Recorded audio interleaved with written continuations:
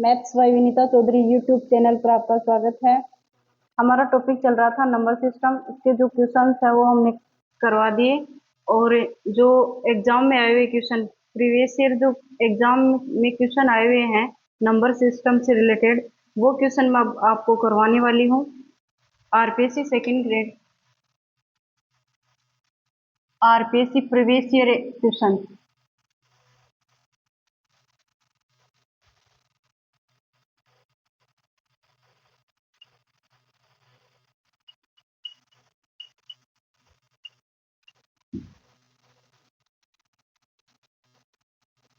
RPSC previous year question. पहला question है,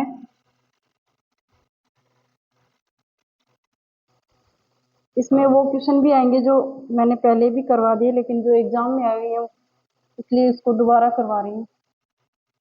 4 minus 5 upon 1 plus 1 upon 3 plus 1 upon 2 plus 1 upon 4 का मान होगा।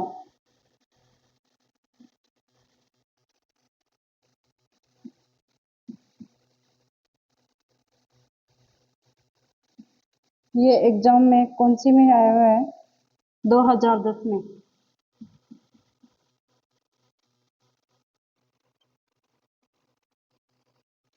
दो हजार दस। इसका मान ज्ञात करना है तो सबसे पहले हम यहाँ से स्टार्ट करेंगे। 4 दूनी 8 और 1 9, 9/4 इसको उल्टा करेंगे। 3 प्लस 4/9 जाएगा और 9 30 27, 27 और 4 कितने हो गए 31, 31/9 तो 9 को ऊपर ले जाएंगे उल्टा कर देंगे 9/31 हो जाएगा और यहाँ पर 1 प्लस है तो 31 और 9 कितने हो गए 40/31 तो 31/40 वापस फिर उल्टा हो जाएगा।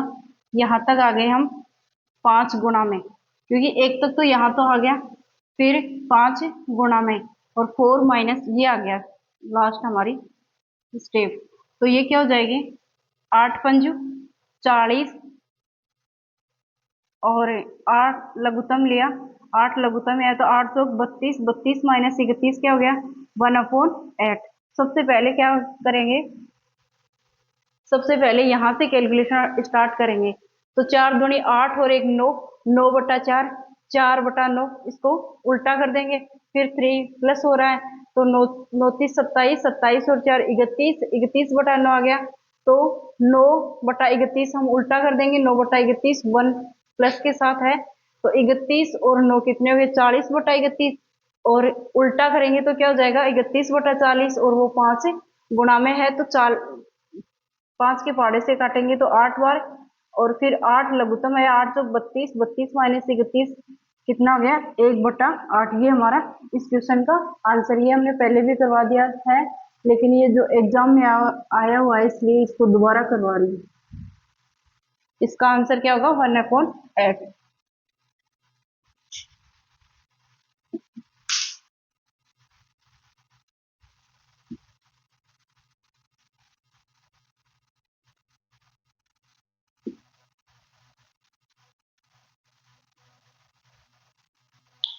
अगला क्वेश्चन है question number 2। 3x³ plus x² minus 12x minus 4 का एक गुणनखंड है का एक गुणनखंड है।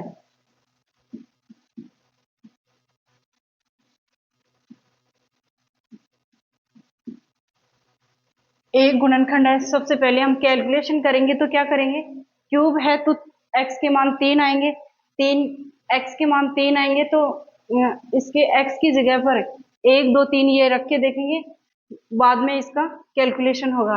लेकिन ऑप्शन एग्जाम में जो है ऑप्शन दिए हुए आते हैं तो ऑप्शन के द्वारा भी हम इस क्वेश्चन का हल निकाल सकते हैं। ऑप्शन से ट्राई करते हैं। पहला ऑप्शन है 3x - 2 यानी कि x बराबर क्या आ गया 2/3 तो x की वैल्यू 2/3 रख के देखना 3 इंटू एक्स की जगह 2/3 2 का पावर 3 यानी कि 8/, 9 27, फिर प्लस 2/3 का स्क्वायर 4/9 जाएगा, फिर 12 इंटू 2/3, फिर माइनस के 4, 4×3 = 12, 4×2 = 8 और माइनस के 4 कितने गए, -12। और ये क्या गया, 9 27, 8/9 4/9 कितने हो गए, 8 और 4 12/9 हो गया, यानी कि 3 चौक 12 और 3 तिये 9, फिर 3 लघुत्तम आ गया, तो 12 तिये 36, 36 में से 4 गए तो कितने बच गए, -32/3, जबकि हमारा आंसर क्या आना चाहिए, 0 आना चाहिए। एक गुणनखंड का मतलब क्या होगा कि x का वो मान जिससे इस समीकरण का मान 0 हो जाए, तो ये 0 नहीं हो रहा, तो ये इसका हल नहीं होगा। फिर b ट्राई करते हैं, b ट्राई करेंगे तो क्या हो जाएगा, 3x + 1 है b, तो x बराबर क्या आ जाएगा, -1/3, -1/3 इस इक्वेशन में रख के देखेंगे तो क्या हो जाएगा, यहाँ पे रख लेती हूँ, यानी 3 इंटू माइनस की है ना, तो क्यूब करेंगे तो वापस से माइनस आएगा, -1/3 की पावर 3 कितना हो जाएगा, 27, फिर प्लस x का स्क्वायर है, तो स्क्वायर माइनस का स्क्वायर करेंगे तो प्लस आ जाएगा, 1/9 आ जाएगा 3 का स्क्वायर, फिर -12, लेकिन x की वैल्यू माइनस में है, 1/3, फिर माइनस के 4, अब क्या हो जाएगा, 3 तिये 9, माइनस के 1/9 और प्लस का 1/9, ये तो कैंसिल हो गया, फिर 4 तिये 12, और ये माइनस माइनस प्लस का हो गया, प्लस का 4 और माइनस का 4, ये वैसे कैंसिल हो गया, तो इसका मान क्या आ गया, 0। इसका मतलब क्या हुआ कि बी जो ऑप्शन है ये हमारा एक गुणनखंड होगा, यानी x की वैल्यू -1/3 रख के देखेंगे तो इस समीकरण का हल जो क्या आएगा, 0 आएगा, और इसलिए इसका आंसर जो है वो 3x + 1 होगा। अगला क्वेश्चन,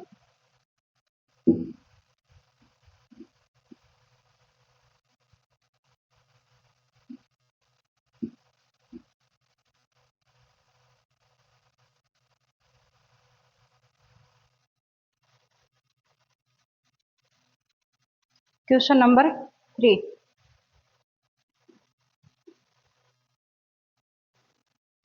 यदि x + 1, यदि x + y बराबर 7 है तथा xy बराबर 12 है, तथा xy बराबर 12 है,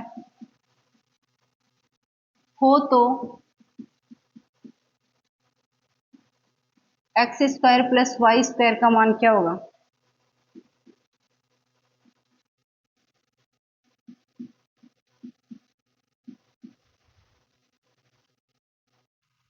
ये कौन से एग्जाम में आए हुए हैं, 2010 में।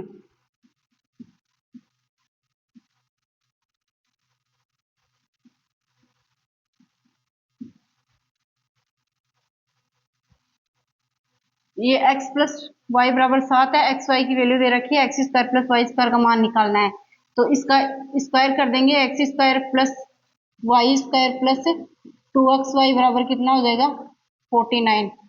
अब एक्स वाई की वैल्यू रख दें, यानी x² + y² बराबर क्या हो जाएगा, 49 माइनस 2 इंटू एक्स वाई की वैल्यू 12, 12 दूनी 24, 49 में से 24 जाएंगे तो कितना बचेगा, 25, यानी x² + y² की वैल्यू क्या आ गई, 25, ये इसका आंसर है। यानी बहुत ही इजी क्वेश्चन है, लेकिन सेकंड ग्रेड 2010 में आया हुआ है।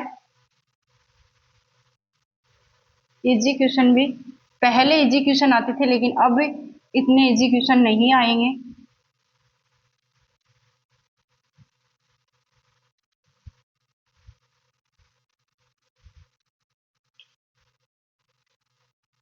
क्वेश्चन नंबर 4, 6 संख्याओं का औसत 30 है,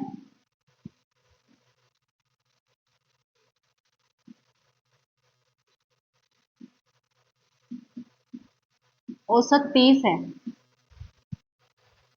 जिसमें पहली 4 संख्याओं का औसत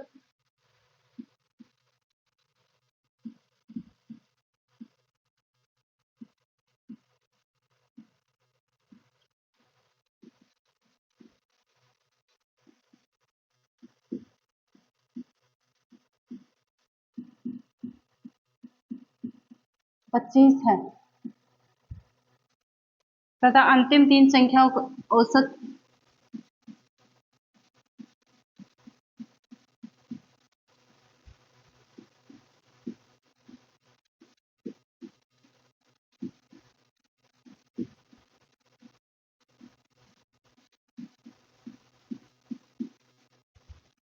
अंतिम तीन संख्याओं का औसत कितना है 35। तो चौथी संख्या कौन सी होगी?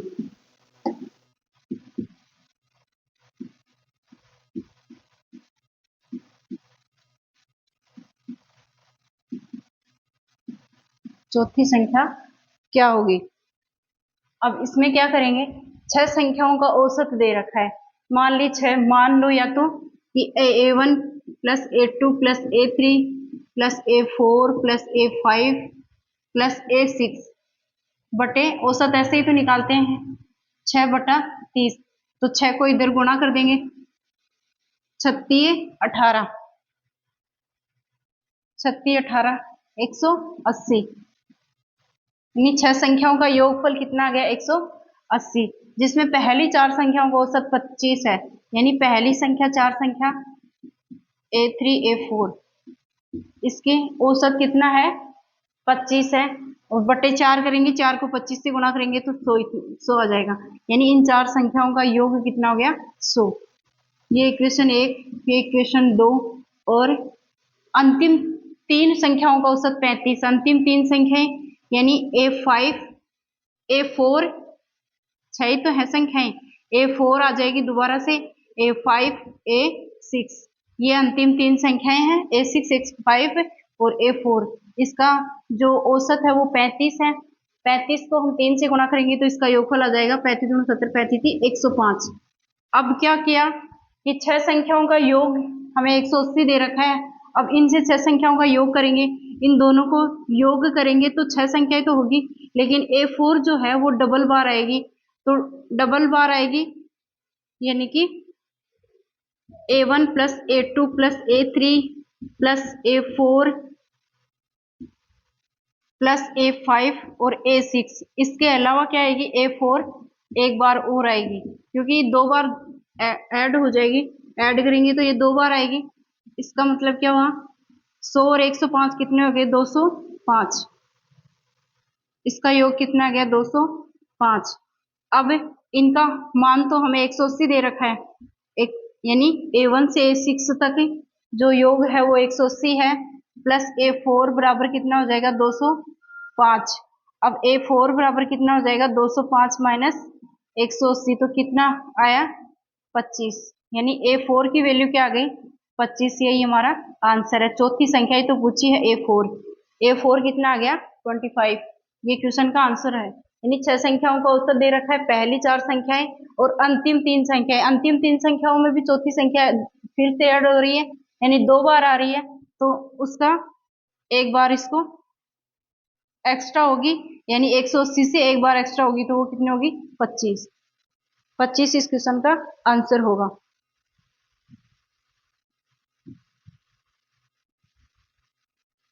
ये कौन सी एग्जाम में आया हुआ है? क्वेश्चन नंबर 4 है, सेकंड ग्रेड 2010 में, ये 2010 में आया हुआ है।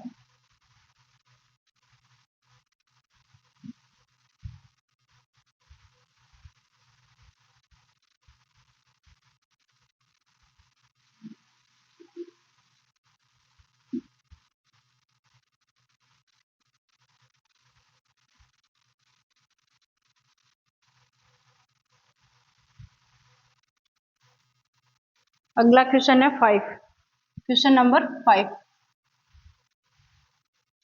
यदि x माइनस 1/x बराबर कितना है 1/2 हो तो 4x² प्लस के 4/x² है, यानी कि इसका मान कितना है, और ये एग्जाम में आया हुआ है 2010 में, ही है सेकंड ग्रेड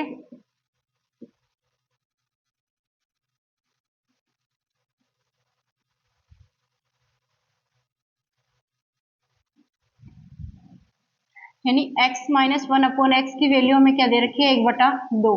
तो यहाँ पर 4 है तो 2 को हम गुणा कर देंगे, इधर ले जाएंगे तो गुणा हो जाएगा, 2x माइनस का 2 अपॉन एक्स बराबर कितना आ जाएगा, 1 आ जाएगा। अब क्या करेंगे, ये स्क्वायर है तो इसका होल स्क्वायर करेंगे, तो इसका स्क्वायर करेंगे तो कितना आ जाएगा, 4x स्क्वायर माइनस प्लस का 4x अपॉन एक्स स्क्वायर, फिर minus 2 into 2x into 2 upon x, x से एक्स कैंसिल हो जाएगा, बराबर 1 का स्क्वायर करेंगे तो 1 आ जाएगा। यानी 4x square plus 4 upon x square, और इसको इधर ले जाएंगे तो 2 दूनी 4 4 दूनी 8, माइनस का 8 है, इधर जाते ही प्लस का 8 हो जाएगा, इसका मान कितना आ गया, 9। यानी इसकी वैल्यू कितनी आ गई, 9। यही हमारा आंसर होगा। यानी कि x minus one upon x बराबर 1/2 दे रखा है, 4x square plus 4 upon x square का मान पूछा है। तो ऐसी अगर कंडीशन हो, जैसे मान लो x minus one upon x की वैल्यू दे रखी है और हमें चाहिए x square plus one upon x square, तो हम क्या करेंगे, पी स्क्वायर प्लस 2 करेंगे, ये याद रखना। और ये अगर यहाँ पर एक्स एक्स माइनस प्लस का 1 अपॉन एक्स बराबर पी हो और हमें चाहिए x square plus 1 upon x square, तब क्या करेंगे, पी स्क्वायर में से माइनस का 2 कर देंगे, माइनस का 2 कर देंगे। यहाँ पर प्लस है तो इधर माइनस का 2 हो जाएगा, और यहाँ पर माइनस है, इधर जाते ही प्लस का 2 हो जाएगा।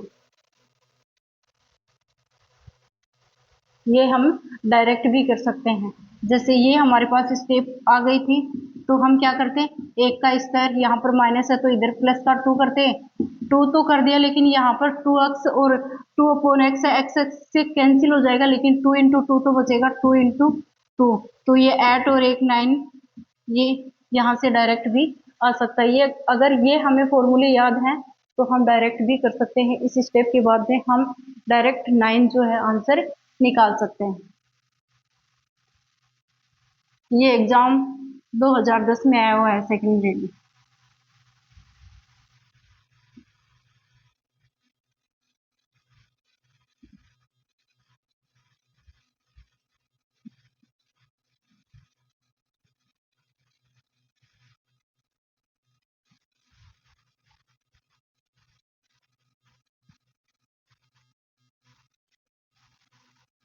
अगला क्वेश्चन है क्वेश्चन नंबर 6।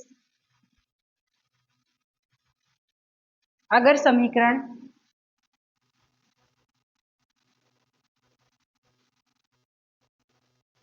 पी समीकरण है, पी समीकरण क्या है, 2 अपॉन एक्स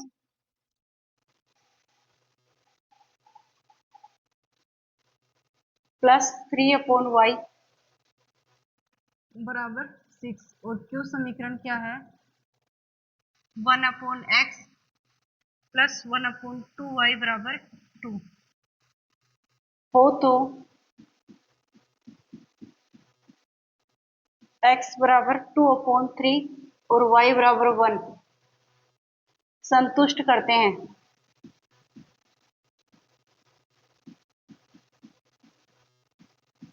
ये कौन से एग्जाम में आए हुए हैं, 2010 में ही है, सेकंड ग्रेड।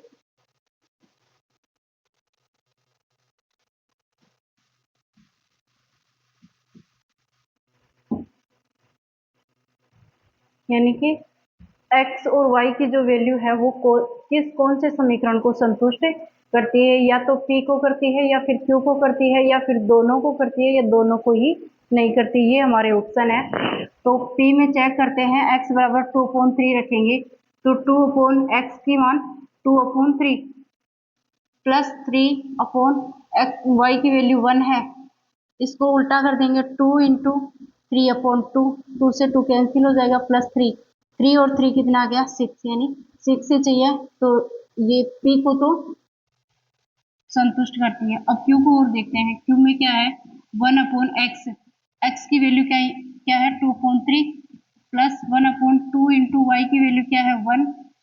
अब इसको उल्टा कर देंगे, 3/2 प्लस 1 अपॉन 2, और 2 इसका लघुत्तम है 3 और 4, 4/2 कितना हो गया, 2, और ये हमारा इसके इक्वल कितना है, 2 ही है, तो ये समीकरण Q को भी संतुष्ट करता है। तो हमारा ऑप्शन क्या होगा, Q और P दोनों को संतुष्ट करता है, X और Y की वैल्यू दोनों को संतुष्ट करती है, ये हमारा आंसर होगा। और ये 2010 में आया हुआ है।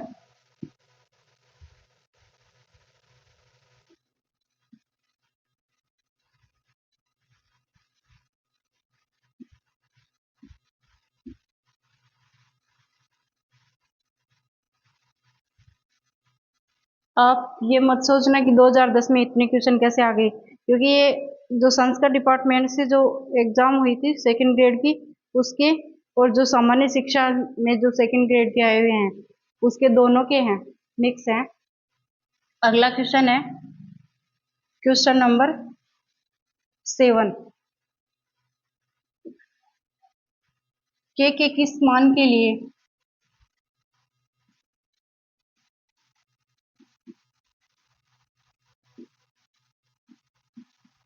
के किस मान के लिए रैखिक समीकरण युग्म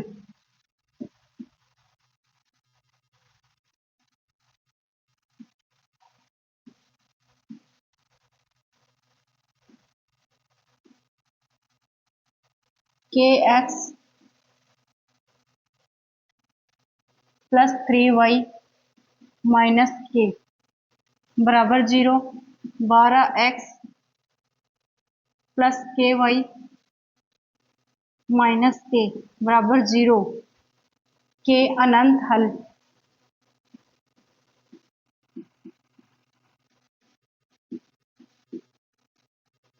होंगे। यानी के का कौन सा मान होगा जिस पर ये इन दोनों समीकरणों के जो मान है वो अनंत हल होंगे। ये भी सेकंड ग्रेड 2010 में आया हुआ है।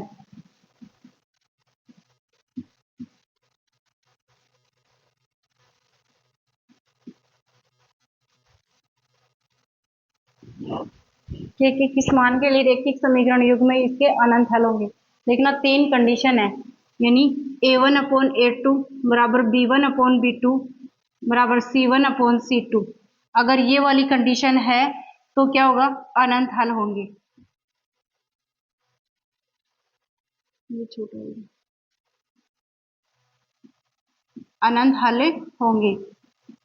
और यदि a1 अपॉन a2 बराबर b1 upon b2 is not equal to c1 upon c2, तब क्या होगी, ये लाइनें जो है वो पैरेलल समांतर होंगी, कोई हल नहीं होगा, कोई हल नहीं है, संभव नहीं होगा, कोई हल नहीं होगा।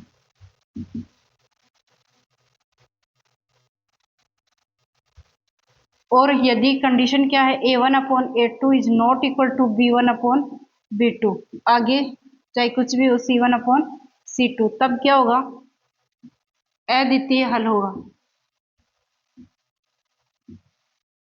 तो तीनों कंडीशन मैंने बता दी है।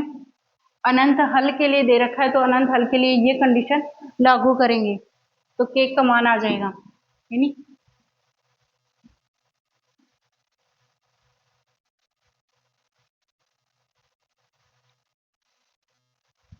a1 अपॉन a2 के अपॉन यहाँ पर 12 है इक्वल टू 3 अपॉन यहाँ पर के है इक्वल टू यहाँ पर -2 है, शायद क्वेश्चन गलत है, -2 के, और यहाँ पर माइनस के अपॉन -2 के। तो ये क्या हो जाएगा, इन दोनों इक्वेशन से के स्क्वायर बराबर कितना आ जाएगा, 12 इंटू 3 यानी 12 36। तो के की वैल्यू क्या आ जाएगी, +-6। इससे तो ये आ गया, फिर इन दोनों से देखेंगे तो ये माइनस माइनस तो प्लस हो जाएगा, 3 अपॉन के बराबर कितना आ जाएगा, 1/2, यानी के से के भी कैंसिल हो जाएगा, के इक्वल टू क्या आ जाएगा, 6। अब प्लस का 6 आ रहा है तो यहाँ पर भी 6 ही लेंगे, तो के की वैल्यू क्या आ जाएगी, 6, यानी 6 हमारा आंसर होगा। इसमें भी प्लस की ही लेंगे क्योंकि ये दोनों कंडीशन को सेटिस्फाई कर रही है। तो के की वैल्यू कितनी आ गई, 6 के लिए अनंत हल होंगे इन दोनों समीकरणों के। अगला क्वेश्चन क्या है,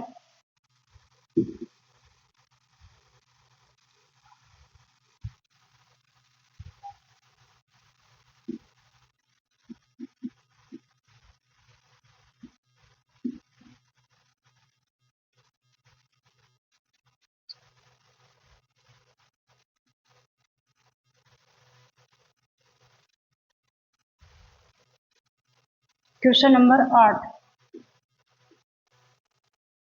अशून्य परिमेय संख्याएं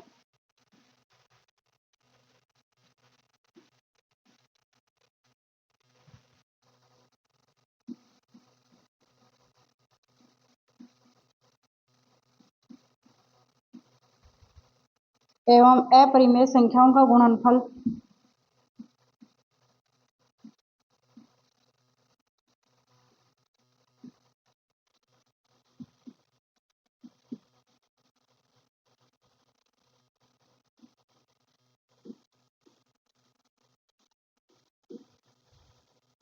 सदैव होता है।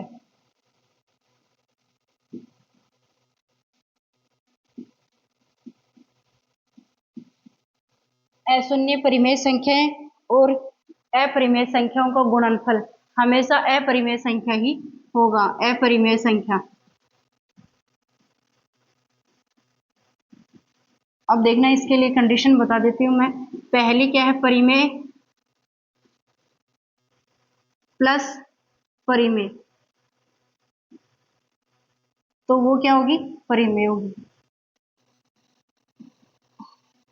यहाँ पर अगर माइनस है तो भी वो परिमेय होगी, यहाँ पर अगर गुणा है तो भी वो क्या होगी, परिमेय होगी, और यहाँ पर भाग है तो भी क्या होगी, वो परिमेय होगी। अब दूसरी कंडीशन क्या है, यानी एक अपरिमेय संख्या हो, एक अपरिमेय और एक परिमेय संख्या हो।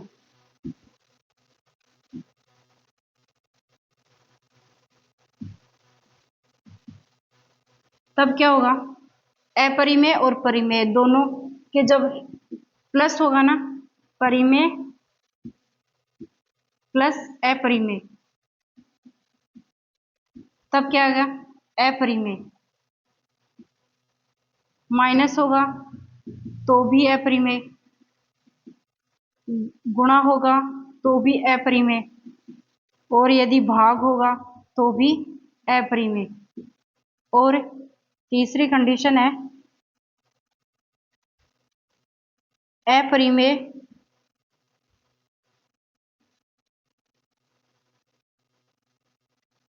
प्लस अपरिमेय, दोनों अपरिमेय हो, तब क्या होगा, परिमेय भी हो सकती है और वो अपरिमेय भी हो सकती है। यानी कि, और ये माइनस होगा तो भी यही होगी, गुणा होगा तो भी यही होगी, और भाग होगा तो भी यही कंडीशन होगी। यानी कि ये सभी मैंने बता दिए, परिमेय और अपरिमेय दोनों संख्याएं परिमेय हो तब दो परिमेय होगी, प्लस करेंगे तो भी परिमेय, माइनस करेंगे तो भी परिमेय, गुणा करेंगे तो भी परिमेय, और भाग देंगे तो भी परिमेय। और अपरिमेय संख्या और एक परिमेय संख्या हो तब क्या होगा, प्लस करेंगे तो भी अपरिमेय, यानी इन सब में अपरिमेय आएगी। और जब दोनों संख्या अपरिमेय हो तो क्या होगा, परिमेय भी हो सकती है और अपरिमेय भी हो सकती है। आप कोई भी एग्जाम्पल लेकर आप देख सकते हैं, जैसे परिमेय संख्या प्लस अपरिमेय संख्या, 2 प्लस √3, तो ये हमेशा अपरिमेय संख्या होगी। जैसे गुणा करके देख लो, 2 इंटू √3, तब भी क्या होगा, ये भी अपरिमेय संख्या होगी। और इसमें क्या करेंगे, जैसे अपरिमेय अपरिमेय लिया, √8 गुणा √2, ये करेंगे तो क्या हो जाएगा, √16, और 16 का हो गया 4, यानी कि परिमेय भी आ सकती है और अपरिमेय भी आ सकती है। जैसे √6 गुणा √2, तो 12 हो गया, तो 4 3 12, 2 √3, यानी कि ये फिर अपरिमेय आ गई। तो परिमेय भी आ सकती है और अपरिमेय संख्या भी आ सकती है जब दोनों संख्याएं अपरिमेय हो। और जब एक संख्या परिमेय एक संख्या अपरिमेय तो हमेशा अपरिमेय आएगी, जब दोनों संख्या परिमेय तो हमेशा परिमेय आएगी। ये जो कंडीशन है वो याद रखना, ये इस क्वेश्चन का आंसर है वो ये होगा। और ये कौन से एग्जाम में आया हुआ है, क्वेश्चन नंबर 8 है 2011 में, यहाँ पे लिख दीजिए, सेकेंड ग्रेड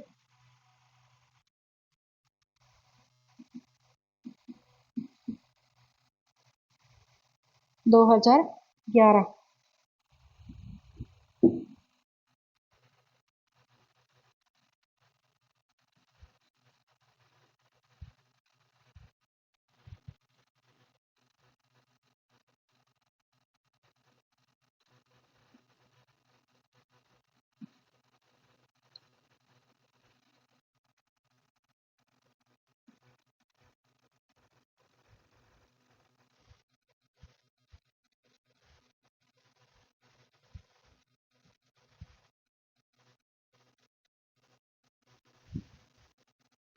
अगला question, question number 9। 1/1 × 2 plus 1/2 × 3 plus 1/3 × 4 plus इस प्रकार से 1/n प्लस 1, इसका योग क्या होगा?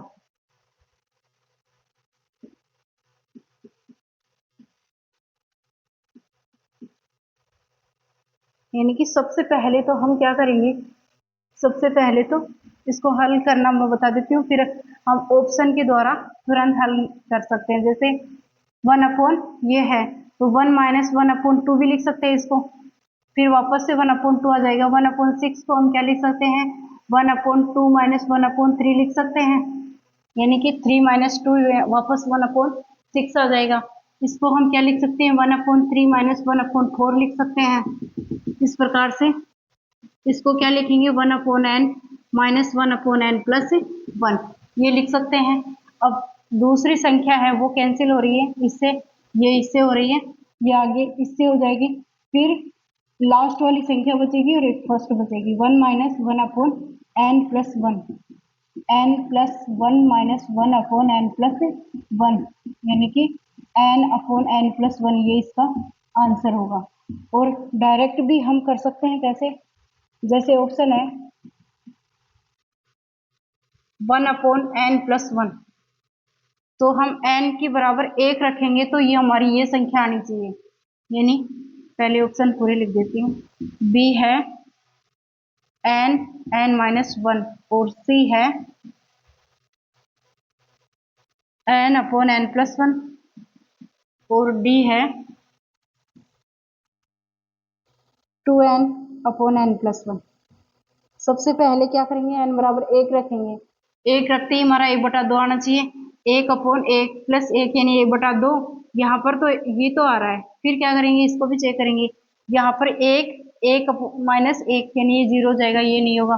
फिर 1/1 प्लस 1 यानी 1/2 यहाँ पर भी आ रहा है, ये 2 आ रहे हैं, और ये क्या हो जाएगा 2 × 1/1 प्लस 1 यानी 2 से 2 कैंसिल हो जाएगा, यहाँ पर 1 आ रहा है, इसका मतलब ये भी नहीं होगा। अब इन दोनों में से करेंगे, यानी ये दो तो कैंसिल हो गए। अब n बराबर 2 रखेंगे, 2 रखेंगे तो हमारे दो जो पद है उनका योग आना चाहिए, यानी इनका योग आना चाहिए। इनका योग कर लेते हैं पहले, 1/2 प्लस 1/6, तो इसका योग क्या होगा, 6 लघुत्तम आ गया, 3 - 3 प्लस 1/6 यानी 4/6 यानी 2/3, ये हमारा आना चाहिए। तो क्या होगा, इन दोनों में रख के देखेंगे क्योंकि ये दो तो कैंसिल हो गए। अब क्या करेंगे, n बराबर 2 रखेंगे, 1/2 प्लस 1 3 हो गया, 1/3 यानी ये तो नहीं होगा, 2/3 आना चाहिए, और इसका मान क्या हो जाएगा, 2 रखेंगे तो 2/2 प्लस 1 यानी 3, तो 2/3 ये आ रहा है, यानी हमारा सी ऑप्शन होगा। यानी इस प्रकार से जब हम सोल्व नहीं भी कर पाएंगे तो ऑप्शन से हम कर सकते हैं, क्योंकि n बराबर 1 रखेंगे तो पहला पद आएगा, पहला पद आएगा। अब जब n बराबर 2 रखेंगे तो दोनों दो पदों का योग आएगा। इसका जो आंसर है वो क्या हो गया, n/n प्लस 1, और ये कौन से एग्जाम में आया हुआ है, क्वेश्चन नंबर 9 है सेकंड ग्रेड 2011 में, second grade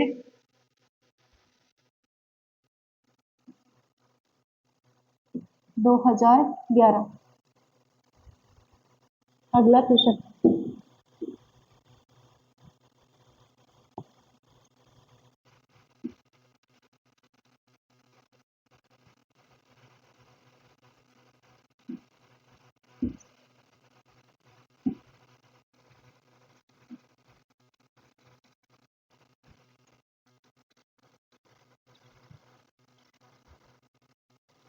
question number 10।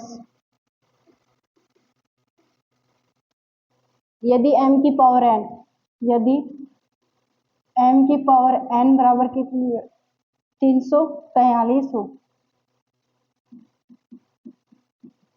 n की पावर m निकालना है, का मान होगा। ये कौन से एग्जाम में आया हुआ है, 2011 में।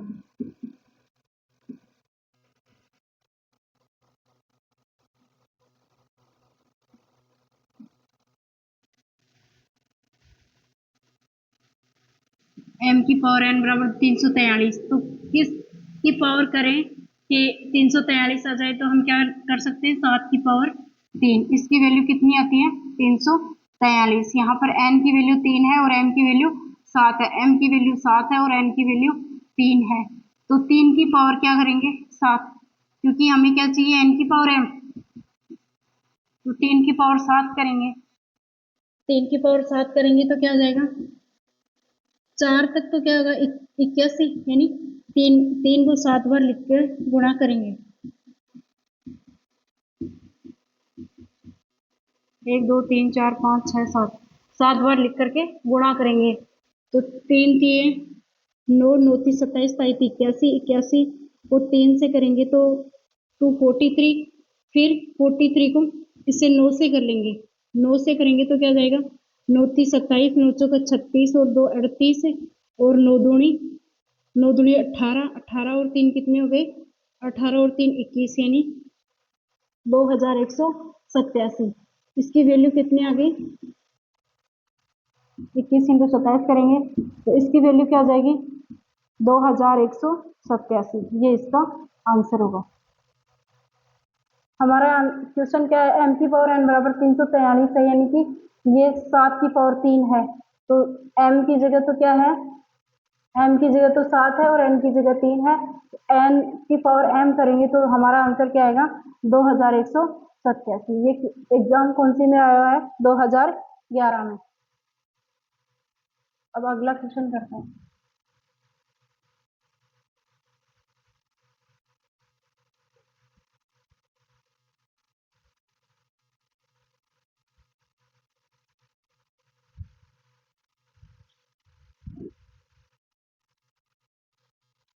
क्वेश्चन नंबर 11, किसी संख्या को 136 से भाग देने पर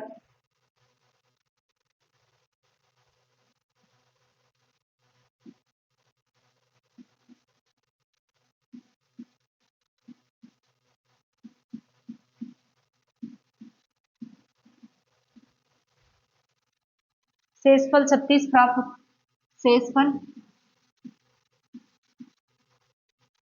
36 प्राप्त होता है।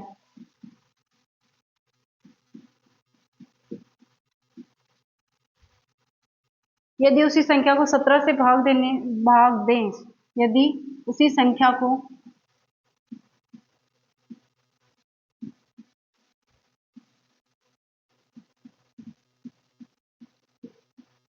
17 से भाग दें तो शेषफल क्या आएगा,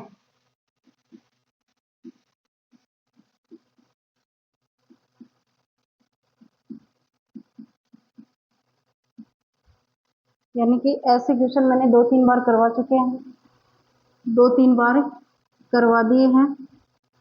तो इसको कैसे करेंगे, 136 जो है वो 17 से विभाज्य होना चाहिए, यानी 17 का भाग पूरा पूरा जाना चाहिए। तो 17 का भाग इसमें पूरा पूरा जाता है क्या, 17 का भाग कितनी बार जाएगा, 7 6 7 3 7 8 56, 8 बार जाएगा, यानी 17 का भाग 8 पर जाएगा, इसमें पूरा पूरा चला जाएगा। तो हम 17 का भाग अब इसमें देंगे, 36 में, इसी के शेषफल में देंगे। तो 17 का भाग 36 में, 70 दूनी 34, शेषफल कितना आ गया, 2। यानी कि 17 का जो भाग है वो इसमें 136 में पूरा पूरा जाना चाहिए। अगर नहीं जाएगा तो हम इसका हल नहीं निकाल सकते, शेषफल ज्ञात नहीं कर सकते। और अगर 17 का भाग इसमें पूरा पूरा जाता है तो हम इसके शेषफल जो है 36, उसमें भी 17 का भाग देंगे तो शेषफल हमारा क्या आ जाएगा, 2 आ जाएगा। यानी 70 दूनी 34, 36 में से 2 34 गए तो 2, इसका आंसर क्या आएगा, 2। और ये एग्जाम कौन सी में आया हुआ है, question number 11, exam 2014, second grade 2014, इसमें ये आया हुआ है।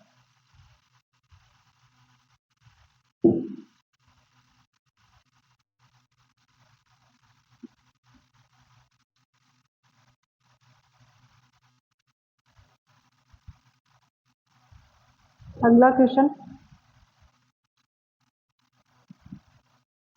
क्वेश्चन नंबर 12, यदि x क्यूब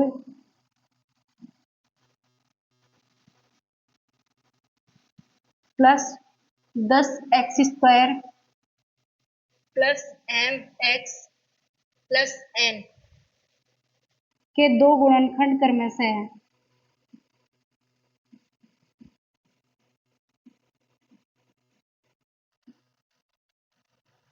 दो गुणनखंड क्रमशः है x-1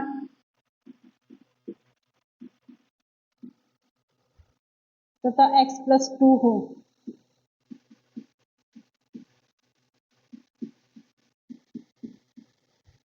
तो शेष गुणनखंड क्या होगा?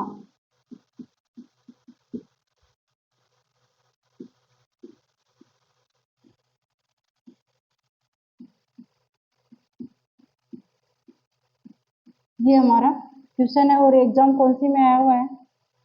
2014 में।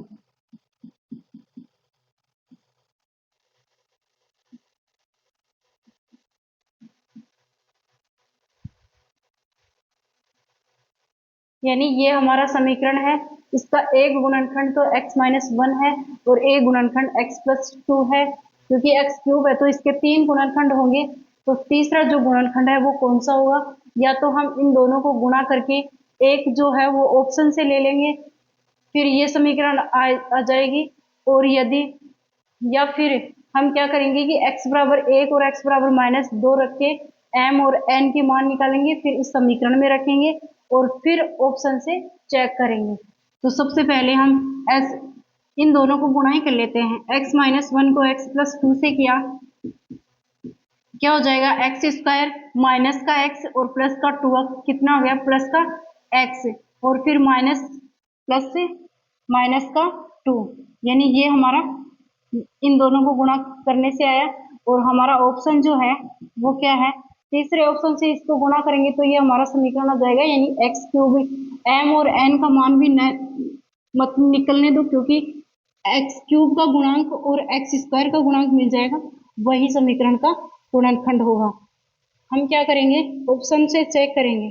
x+1 d है, x-2 c है, x+9 और d है x-9। ये हमारे ऑप्शन है। तो सबसे पहले ए ऑप्शन चेक करेंगे, तो इसके साथ में गुणा करेंगे x³ प्लस x² और ये x² एक ये हो जाएगा तो 2x², फिर प्लस के क्या हो जाएगा? x माइनस के 2x और ये क्या हो जाएगा? माइनस का 2, यानी 2 को +1 से किया तो ये क्या जाएगा? 2x²। 2x² यानी कि हमें x² का गुणांक क्या चाहिए? 10 चाहिए, तो ये तो होगा नहीं। फिर b को हल करते हैं। b को x-2 से इस समीकरण को हल करेंगे तो क्या हो जाएगा? गुणा करेंगे x³ माइनस प्लस का x को सबसे पहले x से गुणा कर लो इस पूरे को, यानी कि x² माइनस 2x, फिर -2 से गुणेंगे -2x² माइनस 2x और फिर प्लस का 2, प्लस का 2 इंटू 2 कितना हो गया? 4। अब क्या हो गया? x² और ये x² माइनस का x² यानी कि फिर 10 नहीं बन रहा, यानी कि b भी कैंसिल। और c देखेंगे, c से क्या होगा? x+9, तो x+9 को गुणा करेंगे तो x³ प्लस x² माइनस का 2x, फिर 9 को करेंगे तो 9x² प्लस 9x माइनस का 9 दूनी 18, ये हो जाएगा। तो x³ का गुणांक तो 1 आ रहा है, फिर x² का गुणांक 1 और 9 कितने हो गए? 10 आ रहे हैं, और फिर x का क्या आ गया? 9x ये, और ये आ जाएगा 7x प्लस का 7x माइनस का 18, यानी m की वैल्यू तो हमें 7 प्राप्त हो जाएगी और n की वैल्यू माइनस के 18, यानी ये समीकरण का हल होगा। और अगर चाहें तो हम d भी चेक कर सकते हैं। d को यहाँ पर कर देती हूँ। d को चेक करेंगे, x-9 से गुणा करेंगे तो क्या हो जाएगा? x³ फिर x से कर लेते हैं, प्लस का x² माइनस का 2x, फिर -9 से करेंगे माइनस का 9x² माइनस का 9 एक्स, फिर प्लस का 9 दूनी 18, यानी ये यहाँ पर एक्स स्क्वायर है, प्लस का एक्स स्क्वायर माइनस का 9 एक्स स्क्वायर, तो माइनस का 8 एक्स स्क्वायर होगा, जबकि हमें तो क्या चाहिए 10 एक्स स्क्वायर। तो हमारा आंसर क्या होगा, सी एक्स प्लस से 9। इस क्वेश्चन का आंसर जो है वो सी होगा, और ये जो है सेकंड ग्रेड 2014 में आया हुआ क्वेश्चन है। तो आज तो हम इतने ही करेंगे। अगर वीडियो अच्छा लगे तो लाइक शेयर एंड सब्सक्राइब कीजिए, और जो अगले जो क्वेश्चन है वो हम करेंगे नेक्स्ट वीडियो में। तब तक के लिए धन्यवाद।